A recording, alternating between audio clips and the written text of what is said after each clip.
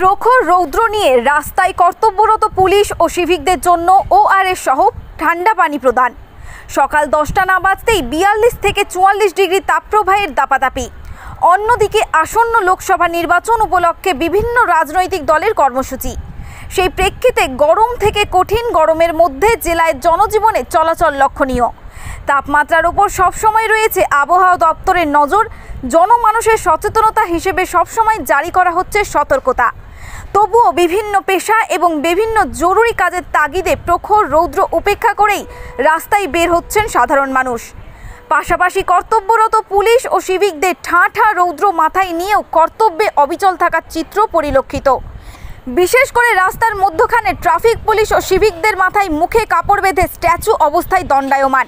শুধু পথ নিরাপত্তা এবং এলাকায় শান্তি শৃঙ্খলা রক্ষাকারী হিসেবে ও দায়িত্ব পালনের ক্ষেত্রে ভূমিকা লক্ষণীয়।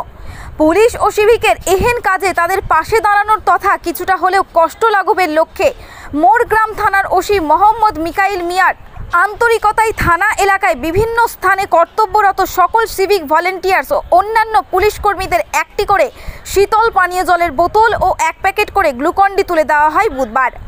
Bureau report, Birbhum news.